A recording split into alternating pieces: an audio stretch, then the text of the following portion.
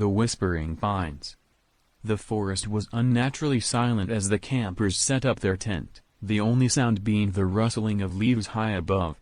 Mia, Jordan, and Luis were excited for their weekend escape, a break from city life in the remote heart of the woods.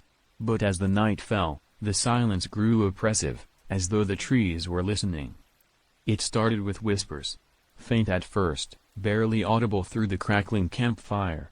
"Did you hear that?" Mia asked, her voice trembling. The others laughed it off, blaming the wind, but Mia swore the whispers sounded like her name. Around midnight, Jordan ventured out to gather more firewood. Minutes passed, then an hour, with no sign of him. They searched with flashlights, calling his name into the void. Finally, they found him standing still under a towering pine. His face was blank, eyes glazed over, his lips muttering words in a language they didn't understand. When they tried to snap him out of it, his body collapsed like a marionette with cut strings. His last whispered words before he stopped breathing sent chills down their spines. "They're coming for you next." The eyes in the dark. The group had heard the rumors about the deep woods, that once you ventured past the old stone marker, you weren't truly alone. But of course, they didn't believe in ghost stories.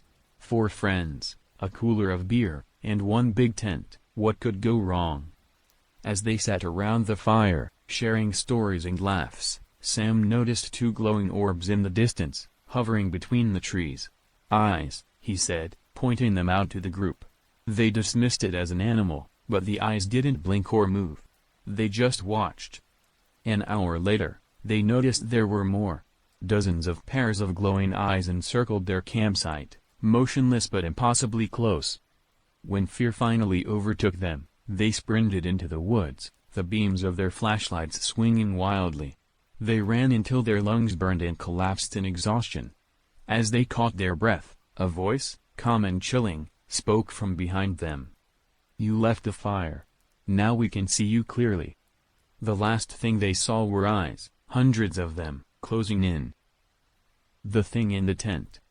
The summer night was warm, and the 3 friends had spent the evening stargazing outside their tent, far from civilization. By 2 a.m., they were too tired to keep their eyes open, so they crawled into their sleeping bags and drifted off. Around 4 a.m., Liam awoke to the sound of something scraping against the tent fabric. It was slow and deliberate, like nails being dragged. He nudged Sarah awake, whispering, "Do you hear that?" Suddenly, the scraping stopped. But then something pressed against the thin fabric of the tent, a shape, tall and angular, its outline barely visible. It stayed there, unmoving, until Sarah reached for her flashlight. As the light flickered on, the shape was gone. But the tent flap, which they had zipped shut earlier, was now wide open. "You're imagining things," said Mike, annoyed at being woken up. He walked outside to prove there was nothing there. Moments later, his scream tore through the night, followed by a wet, gurgling sound. When Liam and Sarah scrambled outside, there was no sign of Mike, only a trail of drag marks leading deep into the forest, and a whisper that came from all around them. 3 came in. One's for the trees. The Forever Trail. Jamie and Alex were experienced hikers who prided themselves on exploring the unmarked trails in the woods. This trip was no different, a deep trek into an old-growth forest said to be untouched for decades. The first day went smoothly, but by dusk on the second, they realized something was wrong. The map no longer matched the terrain, and the trail they were following seemed to loop back on itself. "We'll retrace our steps tomorrow," Alex said, though Jamie noticed the tremor in his voice. The next morning, they set off at sunrise. But no matter which way they turned, they kept ending up back at their campsite. By noon, the sun was directly overhead, and yet the woods seemed darker, the shadows longer. Alex began to panic, muttering that he could hear footsteps behind them. Jamie tried to calm him, but by evening, Alex was gone. His pack, boots, and flashlight were lying neatly in a circle around the dead fire pit.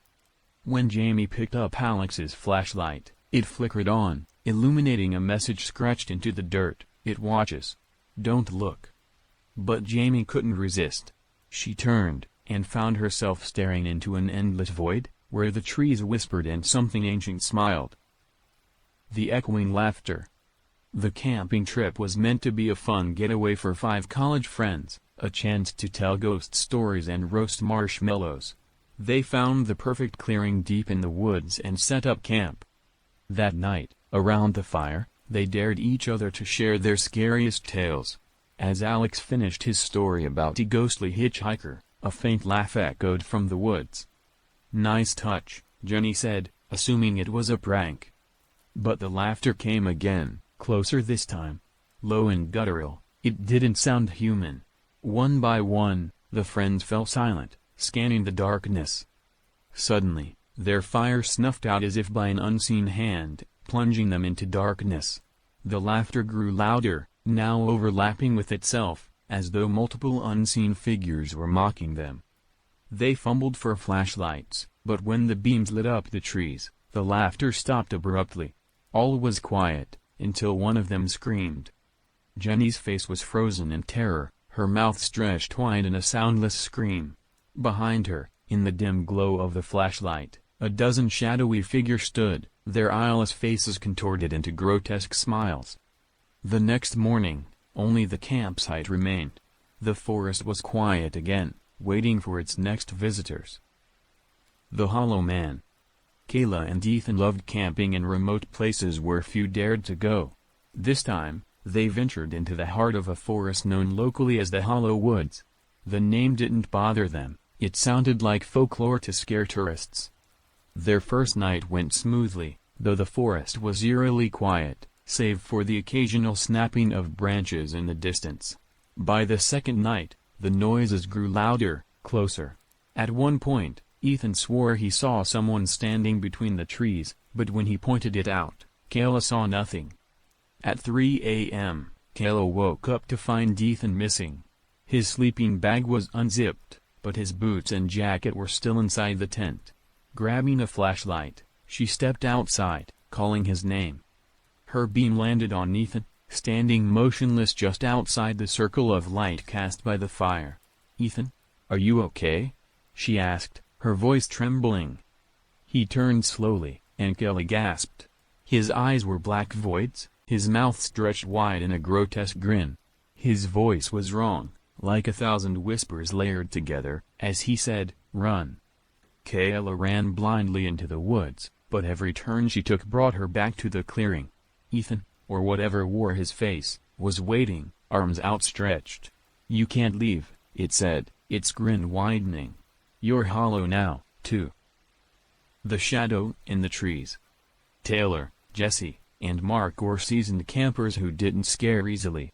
They laughed off the ranger's warning about the shadow in the trees as a local legend meant to keep people out of the forest. The first night, they noticed the shadows around their fire seemed off. They moved strangely, as though the light wasn't hitting them right. By the second night, the shadows had begun to stretch toward the tent, even when there was no fire. Mark joked it was a trick of the light, but when Taylor shined her flashlight into the trees, the shadows didn't retreat. Instead, they loomed taller, their edges sharp and jagged. That night, Taylor woke to find Jesse gone. The tent flap was unzipped, and outside, a trail of footprints led into the woods. She and Mark followed the tracks until they abruptly stopped. "What kind of footprints just end like that?" Mark whispered, his voice shaking. As he spoke, a shadow detached itself from the nearest tree. It moved unnaturally, sliding across the ground like smoke. More shadows joined it, their shapes flickering as though they were alive. Taylor screamed as Mark was pulled into the dark, his body vanishing into the trees. The last thing she saw before blacking out was her own shadow, stretching upward, reaching for her. The lake that eats. Jason and Emily chose a remote campsite near a crystal-clear lake deep in the forest. The water was still, almost too still, reflecting the moonlight like a mirror. That first evening, Jason noticed something odd. When he skipped a rock across the lake, the ripples vanished almost instantly. "Weird," he muttered, but they thought little of it. Later that night, as they sat by the fire, They heard the unmistakable sound of footsteps sloshing through the shallow water. Grabbing their flashlights, they scanned the shore, but saw nothing. The next day, Jason waded into the lake to fetch water. He froze mid-step, staring down into the water. "Emily, come here," he said, his voice trembling. In the reflection, there was something beneath him, long, pale limbs and hollow eyes, staring up from the lake bed. Jason scrambled back to shore, but that night, he couldn't sleep. Emily woke to the sound of gurgling and splashing. Jason was gone. She ran to the shore, screaming his name. The water was perfectly still, but on the shore, she saw his footprints leading into the lake, then nothing. As she turned to run, the lake whispered, "You'll join us soon." The Vanishing Campers. In the 1980s, a group of 6 friends disappeared while camping in a dense forest. Their abandoned tent was found weeks later, surrounded by claw marks and blood. The only clue left behind was a journal, partially burned, with the last entry reading, "They don't want us here. We've made them angry." Years later, Greg and Anna, 2 urban explorers, decided to visit the site to see if the legend was real. They found the clearing easily. Nothing grew there anymore, just a blackened patch of dirt. That night, as they set up their tent, Anna found a rusted camping knife in the dirt, along with old scraps of fabric. "Do you think this belonged to them?" she asked, but Greg didn't answer. By nightfall, strange sounds surrounded them, branches snapping, whispers in the dark, and a low growl that didn't belong to any known animal. Greg shined his flashlight into the woods, but the beam flickered and died. Then came the voices. Faint and desperate, overlapping each other, "Run. Don't trust it. It's watching." Greg and Anna bolted, abandoning their gear. When searchers found their tent weeks later, it was untouched, but there was something new carved into the ground where they had camped. "They never leave." The Path That Moves. Elena loved hiking solo, finding peace in the quiet of the woods. But on this trip, the trail felt different. It wasn't on her map, but it seemed well-trodden, as if others had walked it often. As she walked deeper, the path shifted subtly. A bend that should have led her back to the main trail twisted farther into the forest. The trees grew closer, their branches intertwining overhead, blotting out the sky. She tried to retrace her steps, but the path behind her had vanished. In its place was dense underbrush, impossible to traverse. Panic set in as shadows moved in the corner of her eye, shadows without a source. As night fell, she found herself back at the start of the trail, her relief turning to dread when she saw her own footprints in the dirt, circling endlessly. When she looked up, she froze. There, just ahead, stood a figure, a tall, skeletal man with no eyes, his mouth stretched into a jagged grin. He raised a bony finger, pointing down the path. "Keep going," he rasped. Elena's screams were swallowed by the forest, leaving the trail empty once again. The Forgotten Cabin. The map showed an unmarked trail, a shortcut through the woods. Sam and Danielle, eager to shave a few miles off their hike, decided to take it. About 2 hours in, they stumbled across an old, crumbling cabin, hidden beneath layers of moss and vines. "Let's check it out," Sam said. The cabin was eerily pristine inside, as though someone had just left. A table was set with dishes, and a fire crackled in the fireplace. "This can't be real," Danielle whispered. Night fell, and their phones lost signal. Figuring the cabin was safer than the open woods, they decided to stay the night. Around midnight, they heard faint footsteps on the porch. Peeking out the window, they saw a figure standing just outside, facing the door. Its head was tilted unnaturally, and its breathing was ragged. The doorknob began to turn. When Sam grabbed the knob to stop it, the figure on the other side whispered, "This is my home. Why are you still here?" The next morning, rangers found their gear scattered in the woods, but no sign of Sam or Danielle. Inside the cabin, a second place setting had appeared at the table. The Forest That Breathes. The campground was empty when Lisa and her family arrived, a dream come true. They pitched their tent in the clearing and enjoyed a peaceful day of hiking and swimming. But as night fell, the woods seemed to close in around them. The air felt heavy, and the silence was unnatural, like the forest was holding its breath. Around midnight, Lisa woke to a strange sound, a deep, rhythmic noise that seemed to come from all around them. She stepped outside, her flashlight flickering. The trees swayed, though there was no wind, and the sound grew louder. It wasn't until she saw the ground moving beneath her feet that she realized the forest was breathing. The trees seemed alive, their trunks pulsing, their branches stretching like fingers. A voice, low and rumbling, whispered from the darkness, "You shouldn't have come here." By morning, the campground was empty. Only the crushed remnants of their tent remained, as though the earth itself had swallowed them whole. The Watchers' clearing. A group of friends stumbled upon a strange clearing in the middle of their hike, perfectly circular, with no vegetation and no sound. The forest, which had been alive with bird calls and rustling leaves, went silent the moment they stepped into the clearing. In the center was a wooden post, weathered and cracked, with something nailed to it. As they approached, they realized it was a crude doll made of twigs and cloth, its head a bundle of moss. They laughed it off, taking photos and joking about local witches. But that night, back at camp, they heard footsteps circling their tent. Each time they checked, there was nothing there. At dawn, they packed up, eager to leave the woods. But the clearing appeared again, though they hadn't retraced their steps. This time, the doll was gone. In its place was a note, written in shaky letters. "We are always watching." One by one, the friends disappeared over the next few days, each vanishing from their homes without a trace. The Singing River. Dylan and Clara were kayaking down a river that wound through the heart of an untouched forest. The guidebook had warned of strong currents near the middle, but the water was calm, eerily so. As the sun dipped below the horizon, they began to hear faint singing. At first, it sounded like the wind, but the melody grew clearer, a soft, haunting lullaby that seemed to echo off the trees. The river began to narrow, its banks overgrown with twisted roots that resembled grasping hands. Clara wanted to turn back, but Dylan was mesmerized by the song, paddling farther toward its source. Suddenly, the water turned violently, pulling their kayaks toward a dark, gaping hole in the riverbank.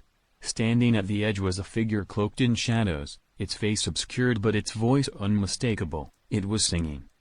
Dylan reached out to it, and in an instant, he and his kayak were gone, swallowed by the water. Clara barely escaped, dragging herself to shore. Later, she learned that the locals called the spot the Siren's Mouth. Those who heard the singing never came back. The Endless Night. A couple, Rachel and Ben, set out on a week-long camping trip deep in the forest, eager to escape the chaos of city life. The first few days were perfect, clear skies, warm campfires, and the serenity of nature. On the fourth day, they noticed something strange. The sun never rose. At first, they thought it was an overcast day, but as the hours dragged on, the darkness remained. Their watches showed noon, but the forest was pitch black. Their flashlights and campfire barely pierced the oppressive dark, which seemed alive, swallowing the light. The air grew colder, and strange sounds surrounded them, branches snapping, low growls, and whispers that seemed to come from just beyond the firelight. By the second day of Endless Night, Rachel was frantic. "It's not real," she repeated to herself, but Ben was gone, vanished into the blackness without a sound. When the Rangers found Rachel days later, she was wandering aimlessly, her flashlight dead, her voice hoarse from screaming. "The night doesn't end," she whispered, over and over. The Stranger by the Fire.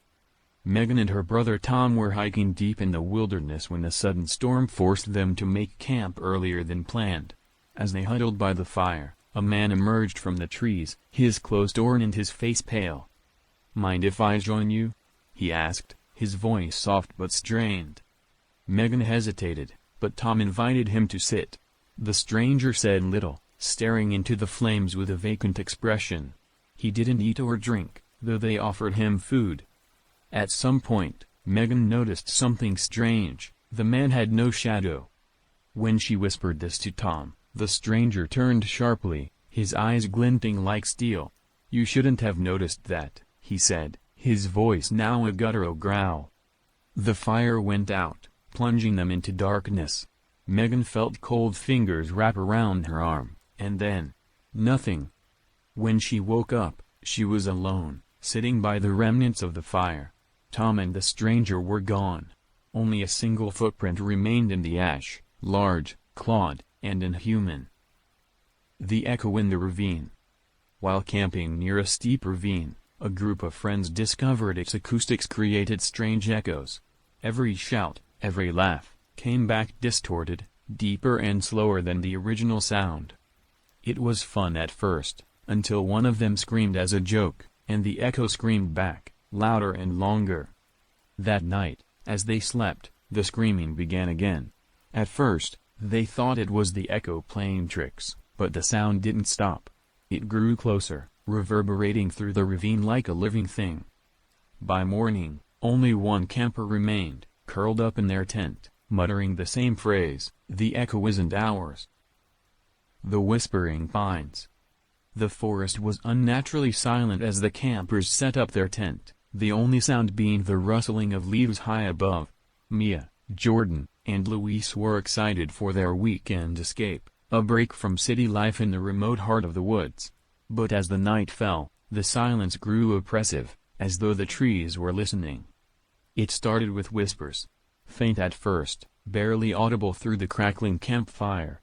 "Did you hear that?" Mia asked, her voice trembling. The others laughed it off, blaming the wind, but Mia swore the whispers sounded like her name. Around midnight, Jordan ventured out to gather more firewood. Minutes passed, then an hour, with no sign of him. They searched with flashlights, calling his name into the void. Finally, they found him standing still under a towering pine.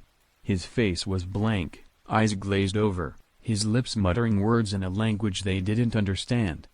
When they tried to snap him out of it, his body collapsed like a marionette with cut strings. His last whispered words before he stopped breathing sent chills down their spines. "They're coming for you next."